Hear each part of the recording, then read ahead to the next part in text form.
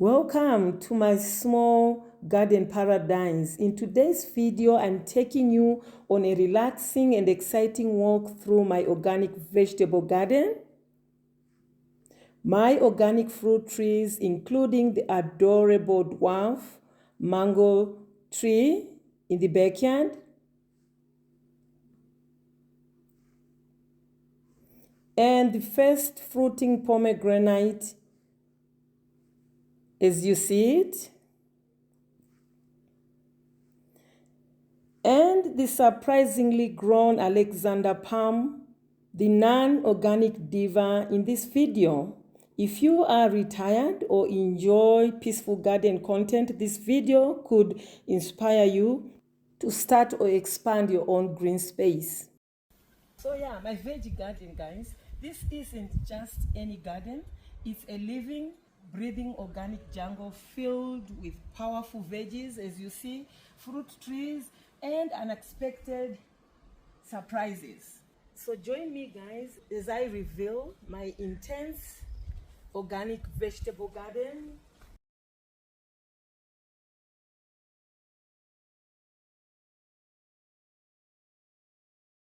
Talking about what we have in the garden is different varieties of vegetables, guys. This is we call it kovo locally. In Zimbabwe it's called kovo. I can't equate it to the collard greens, but it does have a kind of similar taste. And at the garden at the bottom here we have pumpkin leaves. They are just coming out now. So we have 1, 2, 3, 4, 5 plants of the pumpkin leaves, and as you know, they all grow into a vine.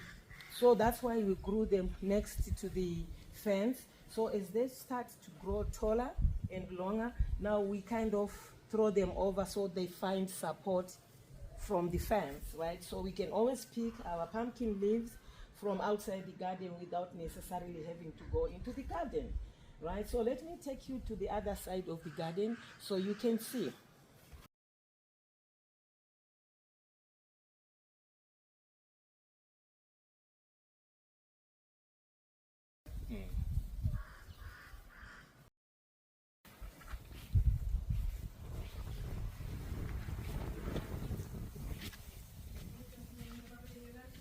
So behind this cover vegetable plant, we have a new nursery of vegetables, and these are supposed to replace these ones when they grow old or the leaves are no longer very fresh and they don't taste as good. We cut the long plants and then we use this nest to plant there. And some people may be surprised, how come this is growing so healthy even with this shade tree? Yeah, because we always prune this side so that there is ample lighting to this part of the vegetables. No wonder why they look green. Always is the chlorophyll, right? So it's quite evident that despite the tree above it, this plant or these vegetables is definitely receiving enough sunlight. Quite evident that these leaves are receiving ample sunlight. You can tell from the dark leafy vegetable that there is photosynthesis because of the light presence, so the tree is evidently not an issue. We have a new nursery I just talked about. We can't remember what that is, so I'll just leave it there. So another smaller bed here of vegetables, and as you've seen, they come up in different levels. That's the where I just came from is the tallest or oldest, and then this one is the salt. It's all coming in stages, right? And then on this side,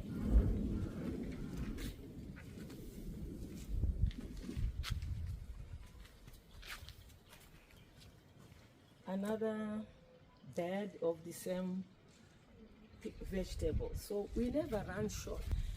We understand the importance of vegetables in our diet, so we pick very fresh organic vegetables from our local backyard garden.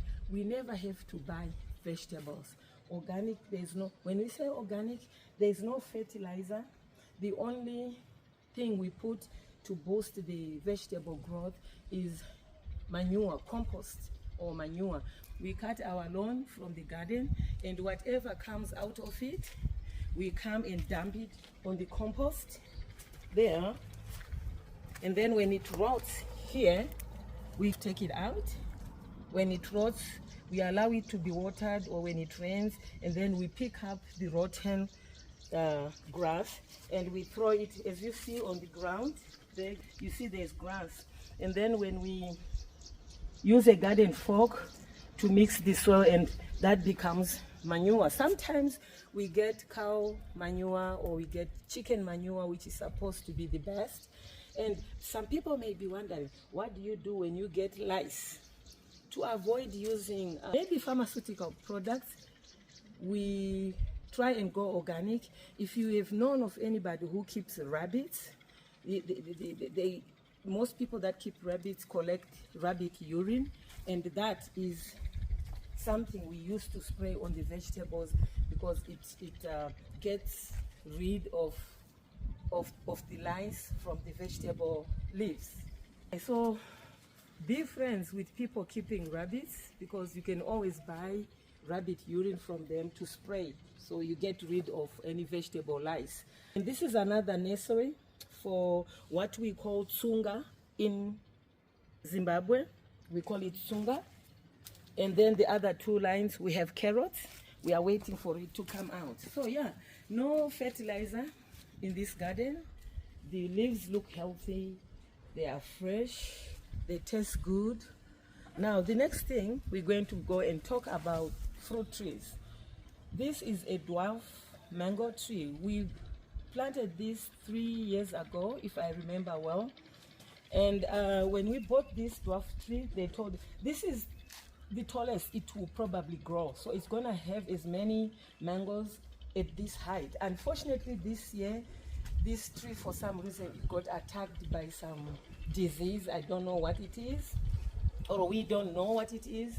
They say the moment the mango trees start to show some flowers, we are supposed to have gone to buy some kind of pesticide so that we prevent all this, what is happening now. Look at that, guys. If anybody see, you see, that's all infected. So we should have gone to the pharmacy when the plant was getting some flowers for the mangoes to spray, and this would all have been prevented. But we were trying to go organic, and we didn't want to do that, and this is the consequence. But we would have sprayed that way. I don't know if the mangoes would have still remained organic. The last year we didn't have this problem with so many mangoes. I think you remember me doing a video. This year we'll be lucky to have 20 mangoes out of this dwarf mango tree. Otherwise, very juicy, good tasting mangoes from this tree. It's probably too late to go and get anything to spray on the mango tree, because we already have fruit on it. I'll still go to the farming city to ask if we can do anything. I don't know, probably late. So it's one of those years when we are not gonna have a good crop here. What do? Last year, this is 3 years old. The first year we had about 5-7 mangoes. The second year about 15. Last year with over 30 mangoes.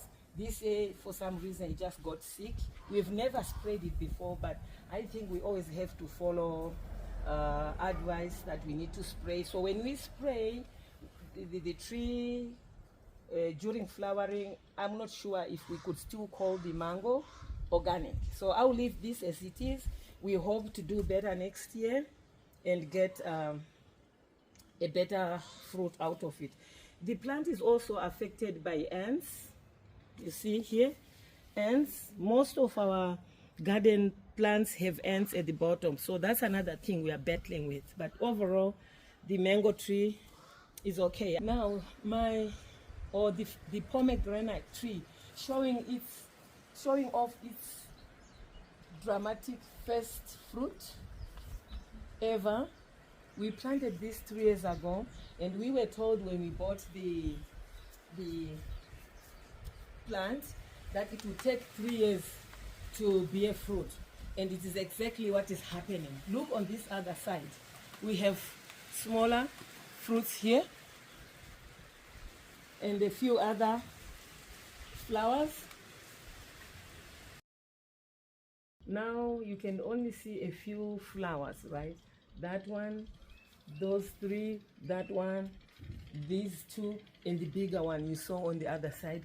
It shows that there isn't gonna be as many fruits on this tree. Bear in mind, we said it's first year of fruit production or rearing, however you put it, but it's grown so long, probably 2 to 3 meters, right? We've had to prune the bottom part. We didn't want any branches on the floor. We wanted a clean ground there, so all our fruits will start from there. So this being the first year, 3 years in the ground, the first year of fruit bearing, we don't expect as much pomegranates. Maybe next year and the following year we could get more and more and more. As you all know, pomegranate fruit is very, very healthy. I love pomegranate. That's why, despite not having too many fruit trees in the garden, I chose the pomegranate, the mango. I probably would have gone with a mango tree, with a guava tree, but there's definitely no space in the garden. So yeah, we hope to get some fruit this year. There is no infection here. We hope next year we don't get any infection like the mango tree is infected. So this is all about the pomegranate tree. Now, the one plant unique among all or most of the plants in our garden is the Alexander palm, the bold, non-organic outsider in this green garden, guys. Let me tell you how we take care of it. If you remember last year, this tree or the palm tree was about my height. Now 4-5 months after, it's way taller. It's known to grow about 3 feet in a year, and we just came out.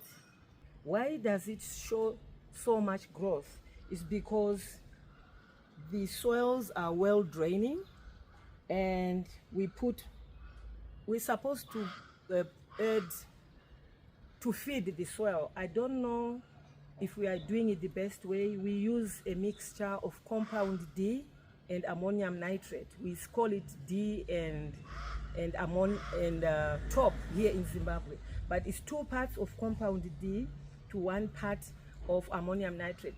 Don't go by this mixture, guys. It's something I use for all my garden plants, and I take the risk to put it or add it to the palm tree. There must be special fertilizers for palm trees. I don't know, because I don't want to do this in your garden and then something wrong happens.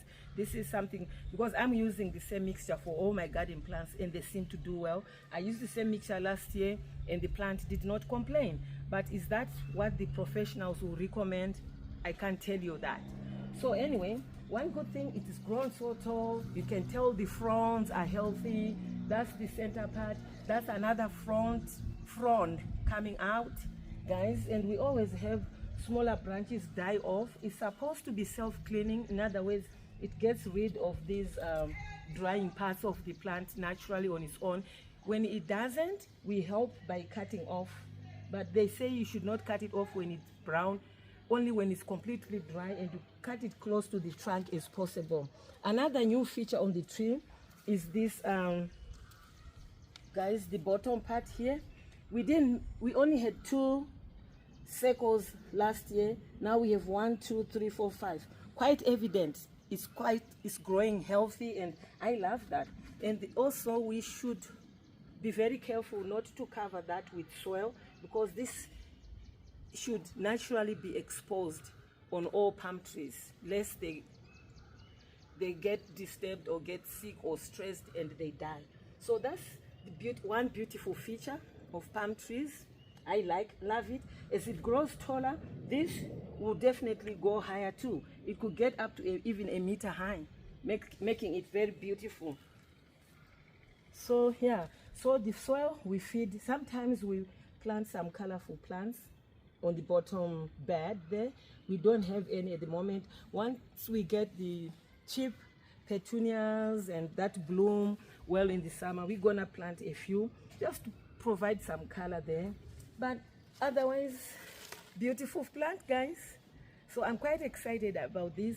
I love palm trees because I want to create some height in the garden. I want a couple of trees because there's only two, this one and the other one there. I want this to grow way taller. It is still a dwarf plant, so I don't expect it to grow more than 4 or 5 meters. So unless they didn't tell us the truth where we bought the plant. So yeah, it's gonna be taller than most bushes in the front garden. That sound is for thunder from rain, guys. We've been getting a lot of rain in the last 5-10 days since I've been here in Zimbabwe. So I just thought I should share this with you. I love the plant, so it's one thing I look at every day. I invested in this. I'll continue to invest because I can't afford to get this plant to die. This is all for today, guys. Excited about my garden. Any comments, any suggestions, guys, you're all welcome. I'm much shorter than the plants now. This is all for today. Remember to share, to comment, and subscribe. Zawi TV Harare.